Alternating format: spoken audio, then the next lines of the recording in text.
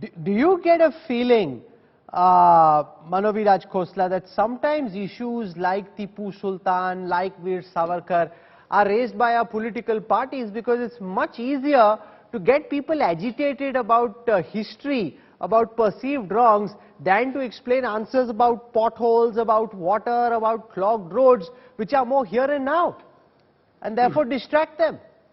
You took the words out of my mouth. I was just going to say that when I was hearing this entire thing, that, it's amazing how you sort of gather people to follow you and show them you're a political leader, not because of what you've actually done, but by breaking up history or something which is so doesn't concern the average person on a daily life. It doesn't matter.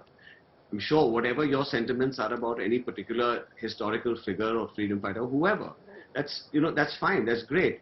But why is it that no one is, whether it's political infighting, the person gets elected because he has more followers or what he can do and how he can work his way within a political party? Nowhere is it about what work you have actually done, and that's the most important thing. Tara, Tipu Sultan lived, it is said, between 1751 and 1799.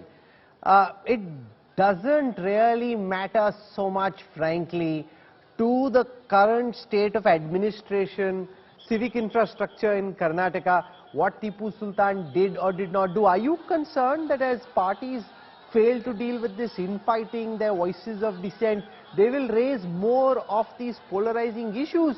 Because you get people agitated, they're out on the streets showing black flags. It's a grand smoke of distraction that's being set up, Tara. Taking away from the main issues at hand. It's definitely a smoke screen, Rahul. If you even look at the ruling party spokespeople, they're saying we are unaware of where you're getting the data.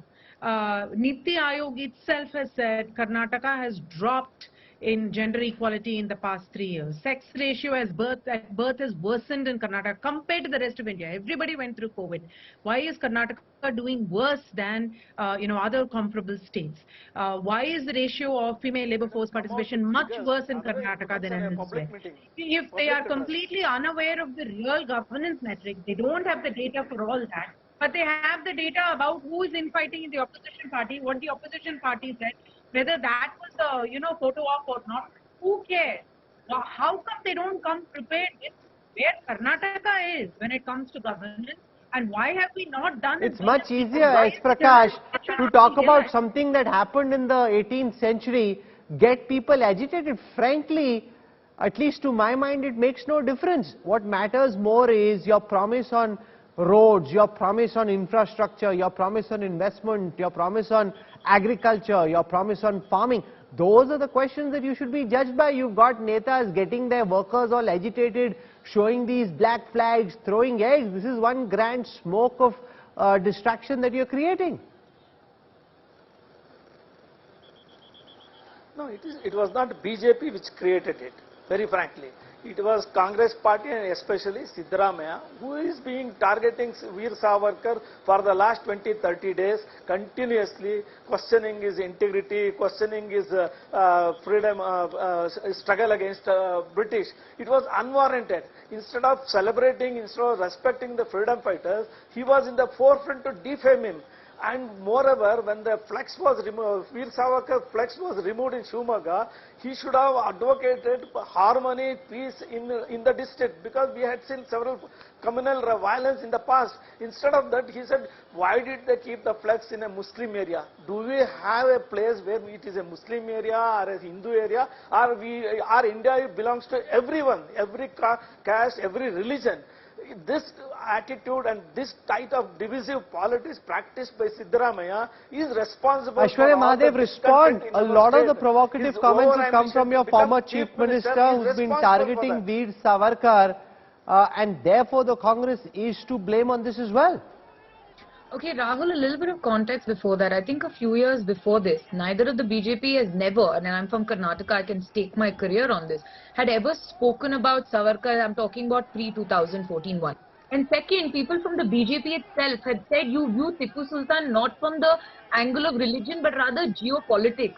because of the fact of what it was back in the day. So much so that Yediyurappa, Jagdish Shettar have also had started celebrating Tipu Jayanti in itself.